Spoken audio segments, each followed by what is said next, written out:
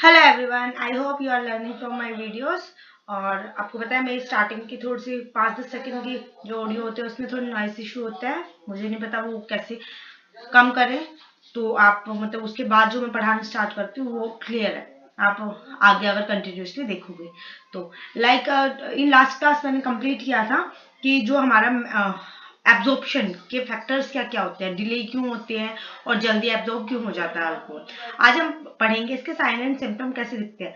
हमारे ये जो इंटॉक्सिकेशन के होते हैं 3 तरह से दिखते हैं। हमारे एक्साइटेशन स्टेज, एक्साइटमेंट स्टेज होती है, इनकोऑर्डिनेशन स्टेज होती है और थर्ड वन हमारा नार्कोसिस कोमा होते हैं। और जो हमारा इंटॉक्सिकेशन की जब हम बात करते हैं, ये पूरा पूरा हमारा अल्कोहल का इंटॉक्सिकेशन किसके ऊपर डिपेंड होता है?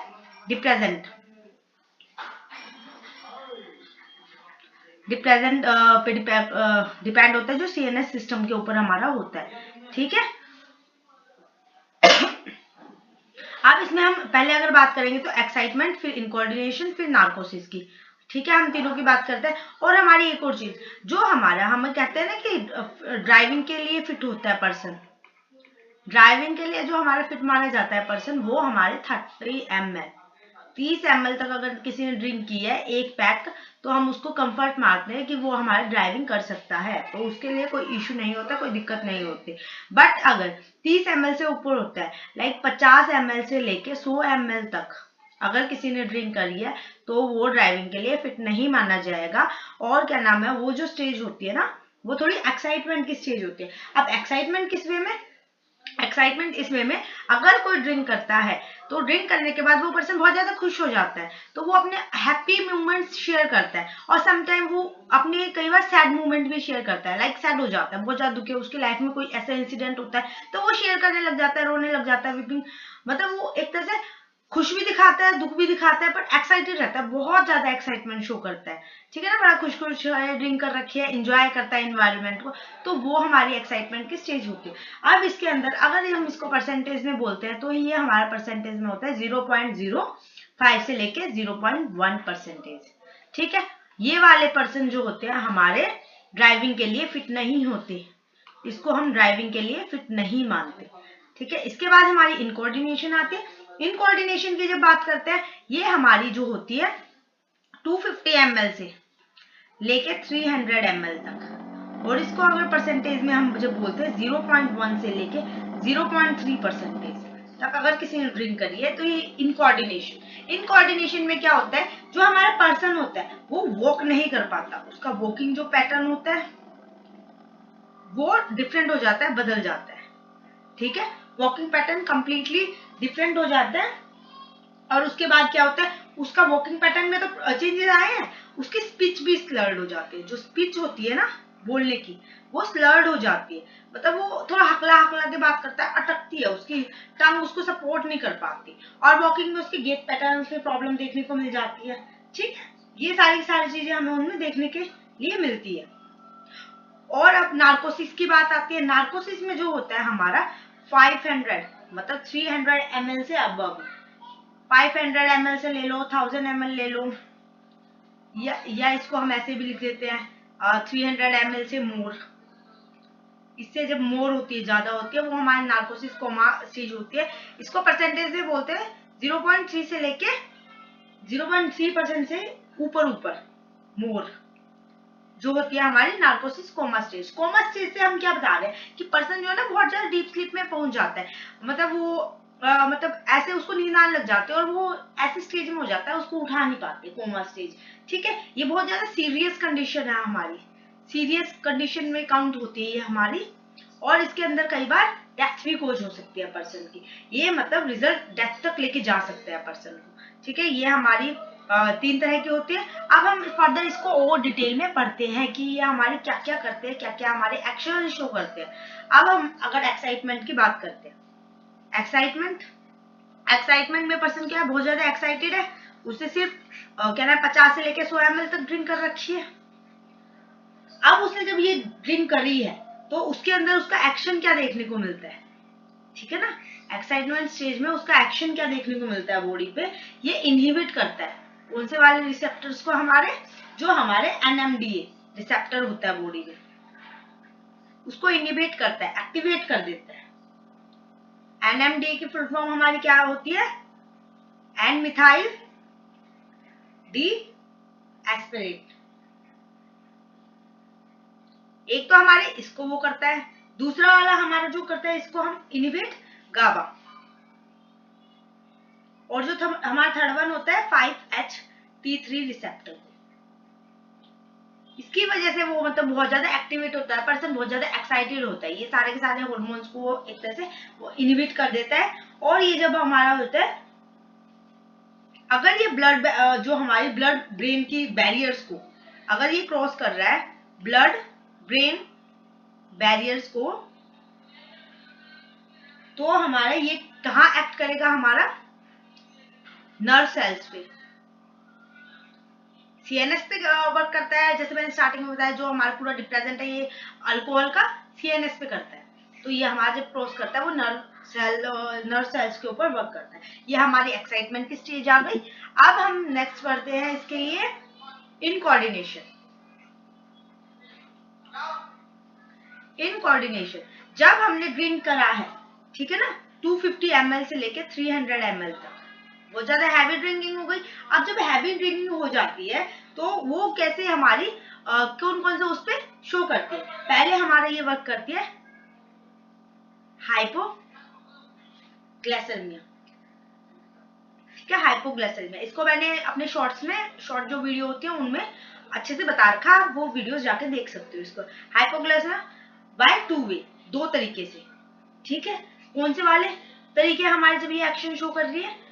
ये इनहिबिट करती है, इनहिबिट करता है ग्लूकोज फ्रॉम लैक्टोज। ग्लूकोज बनाता है किसमें से? लैक्टोज से। और ग्लाइको जो हमारा ग्लाइकोजेनिक अमाइनो एसिड होता है, ये ग्लाइकोजेनिक अमाइनो एसिड बनाता है लीवर के अंदर, ठीक है। ग्लूकोज फ्रॉम लैक्टोज से ये मतलब ग्लूकोज बनाता है लैक्टोज से, फिर ग्लाइकोजेनिक अमाइनो एसिड हमारे लीवर में बनाता है। और हमारा दूसरा ये करता है, हमारे पास स्टिमुलेट करता है, ये हमें क्या स्टिमुलेट करता है? बीटा सेल्स को। कहाँ पे? पैनक्रियाज के अंदर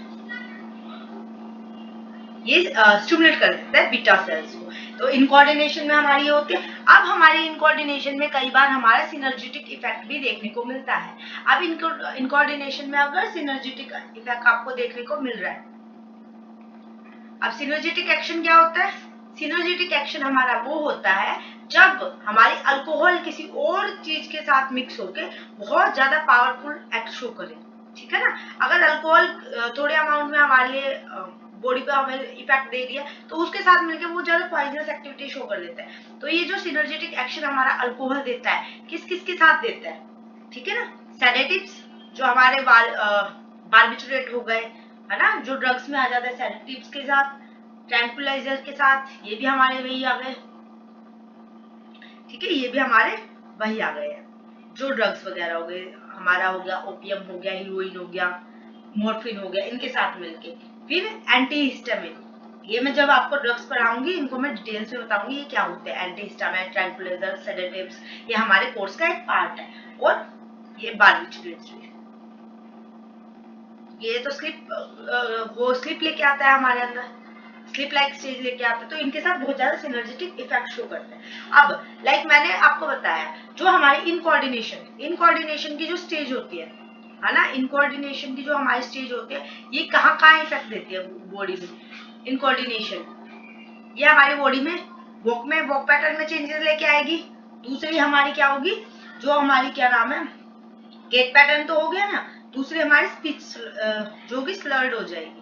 तो ये दोनों चीज देखने के लिए, जो रोड के ऊपर अगर आप ड्राइविंग कर रहे हो, इनकोऑर्डिनेशन स्टेज में हो, तो वो लोग क्या करते हैं ये सारी चीज देखने के लिए? उसके लिए ये हमें 2-3 चीजें टेस्ट करते हैं, जो हमारे टेस्ट पूछे जाते हैं। तो वो टेस्ट इनकोऑर्डिनेशन वाला यही है। पहला हमारा इसके लिए टेस्ट होता है अल्कोहल गेज नेस्टेगमस, ठीक है। इसके अंदर क्या देखता है? वो आई जर्किंग देखता है, आंखें कैसे बिहेव कर रही है। क्योंकि कई बार जो पर्सन अगर ड्रिंक करता है तो उसकी आंखें भी अपनी प्रॉपर पोजीशन पे नहीं होती, तो अल्कोहल गेज नेस्टेगमस वो आंखों की वो देखता है ये अब मैं टेस्ट को पर्टिकुलरली अलग अलग बनाऊंगी तो उसमें आपको मैं बता दूंगी पिक्चर्स के साथ। सेकंड होता है हमारे इसके अंदर रोमबर्ग साइन। रोमबर्ग साइन क्या होता है? Lose of balance, loss of balance. जब भी हम एक आंख को क्लोज करते देखते हैं, आई क्लोज करवा के इसके अंदर देखते हैं, एक आंख क्लोज करके जो पर्सन देखता है तो उसमें साइंस देखने को मिलते हैं। ठीक है। थर्ड वन होते हैं एटेक्सिया। इसमें हमारा बैलेंस देखा जाता है, पर्सन को एक पैर पे खड़ा करवा के उसे करवाते हैं ना, एक पैर पे एक लेग पे उसको खड़ा कर देंगे पर्सन को, एक पैर ऊपर होता है, तो ये वाली है ना, एक लेग पे खड़ा करवाना।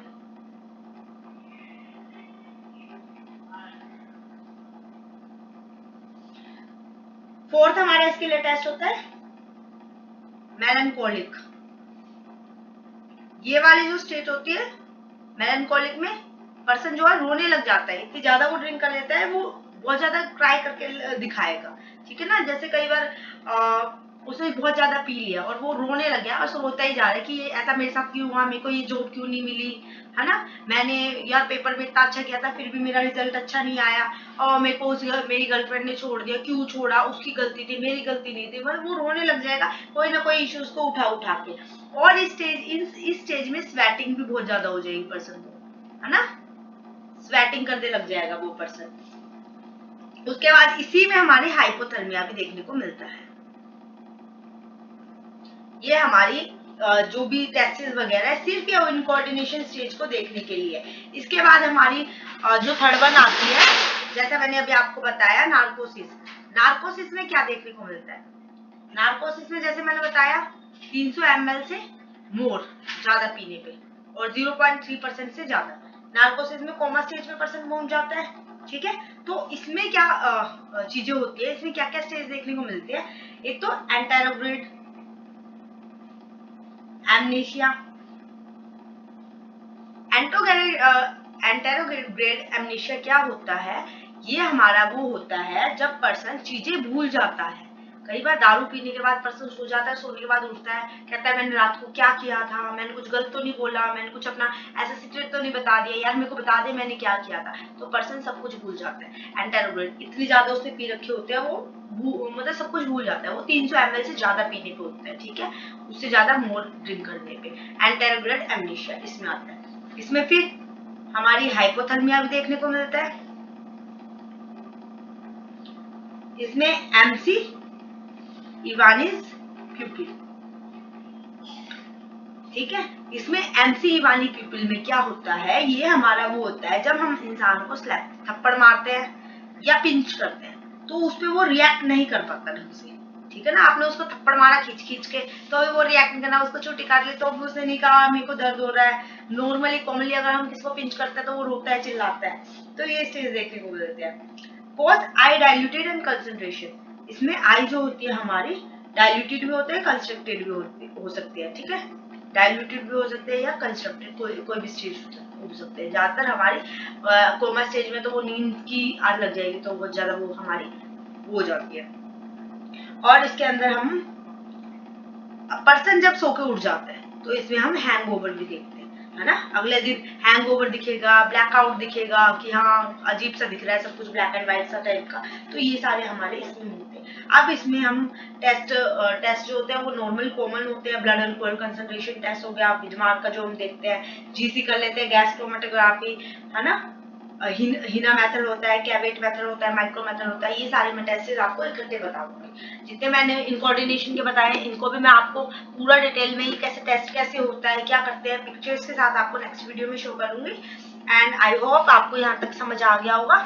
If you like my way of teaching please support me bye liking my videos, क्योंकि एक लाइक से बहुत इंपॉर्टेंट है। मैंने अभी नया नया स्टार्ट किया है तो अगर आप एक छोटा सा भी लाइक करोगे उससे मेरे को और ज्यादा मोटिवेशन मिलेगा, मैं और अच्छे से, क्योंकि मैंने अभी सोचा है जो यूनिट 4 है इसको हमें पहले कवर अप करना है। तो यूनिट 4 कहीं भी आपको सीक्वेंस वाइज नहीं मिलता, जैसा जैसा सिलेबस में जो जो चीजें हम उसको डिटेल वे में कवर अप करेंगे जो कि आपके एग्जाम के लिए बहुत ज्यादा हेल्पफुल होगा। ठीक है, तो बाय।